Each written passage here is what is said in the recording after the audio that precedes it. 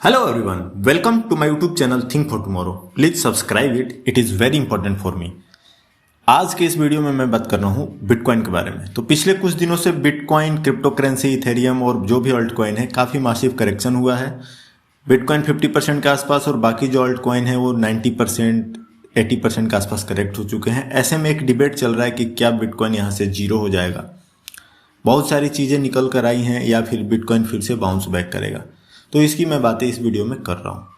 सबसे पहले मैं आपको ये बता देना चाहता हूँ कि ये पहली बार नहीं हो रहा है। पास्ट में ऐसा बहुत टाइम हुआ है जब 70-80% बिटकॉइन क्रैश हुआ है और उसके बाद से वो 500%, 800% जंप किया है। यहाँ पर मैंने टेबल डाला है। इस अगर टेबल में देखो तो इवन 2013 में बिटकॉइन 93% के आसपास करेक्ट हो चुका था। उसके बाद भी ये लगभग 100x टाइम बढ़ गया और हर 2 साल पे अप्रोक्सीमेट इस 2 ईयर्स ये बिटकॉइन जो लगभग 60% से 80% के आसपास करेक्ट होता है। ये जीरो क्यों नहीं होगा, इसके कुछ मेजर फैक्ट हैं जिसके बारे में आपको बताना चाहता हूँ। पहला तो जो भी ब्लैक रॉक और गोल्डमैन सैक्स जैसी बड़ी कंपनियां जो रिटेलर की पैसा पेंशन फंड मैनेज करते हैं, उन्होंने बिटकॉइन को ETF बहुत सारा ले रखा है। सेकेंड है, जो यूएसए में एक ट्रेंड चल रहा है कि जो भी कॉरपोरेट बड़ी कंपनियां हैं वो अपने बैलेंस शीट में बिटकॉइन को खरीद रही हैं और उसे होल्ड कर रही हैं एज ए एसेट।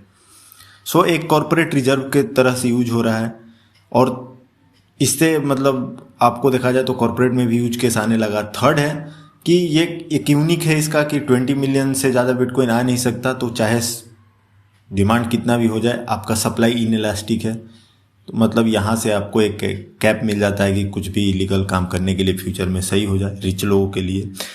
चौथा एंड पांचवा मेन रीजन है कि ये जीरो नहीं हुआ। एक तो ग्लोबल यूजर बेस है और जब बहुत ज़्यादा लोग जिस चीज़ से इम्पैक्ट होते हैं वहाँ पर सोवरेन इंटरेस्ट आ जाता है। तो कोई भी नेशन जो बड़े बड़े USA एंड चाइना हर जगह इसकी जो कहानी है तो इसे जीरो होने नहीं देंगे, कुछ ना कुछ फ्रेमवर्क लाएंगे।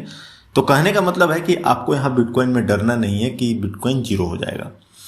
सेकंड चीज़ है कि अभी का जो माहौल है उसमें क्या है कि आप देखो तो स्टॉक अभी बिटकॉइन का प्राइस वहीं पर है जहां से 2022 या 23 का मेजर फ्रेश रैली स्टार्ट हुआ था 61,000 के आसपास। और मैं अपने मार्जिन ऑफ सेफ्टी के लिए लेकर चलता हूं कि 47,000 के आसपास बिटकॉइन का बॉटम बन जाएगा और वहां से आपको एक अपमूव देखने को मिलेगा।